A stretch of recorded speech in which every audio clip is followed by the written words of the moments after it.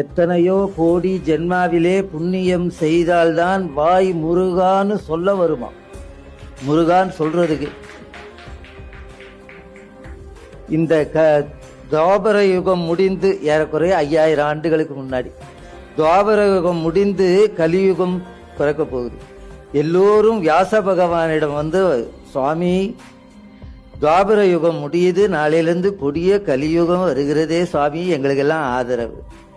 வியாச பகவான் சொன்னார், ஏன்பா கவலைப்படுறீங்க, கலியினுடைய அத்தனை கஷ்டங்களையும் போக்குவான் முருகன். கந்தஸ்ய கீர்த்தியும் அதுலாம் கலி கல்மிஷ நாசினான். கலியினுடைய அத்தனை கல்மிஷங்களையும் முருகனுடைய புகழ் மாற்றும்னர். அந்த முருகனுடைய புகழ் தான் திருப்புகழ். திருப்புகழ்கிற அந்த பேரு அருணகிரியார் வைக்கல. எங்க பெரியப்பா பழைய நூல் எழுதியிருக்கார் வாரியார். அறிவுரை அமுது, மணிமொழிகள், வாரியார் விரிவுரை உறந்து, மகாபாரதம், ராமாயணம் எழுதியிருக்கிறார். ஆனா அவர் தான் பேர் வைப்பார்.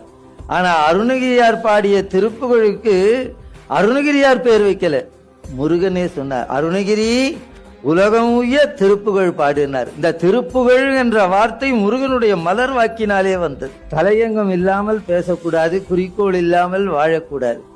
இன்னைக்கு நான் முருகா என்னும் மூல மந்திரம். ரொம்ப ரொம்ப புண்ணியம் செய்தவர்களுக்கு தான் இந்த வாய்ப்பு கிடைக்கும். பிரணவ நாயகன்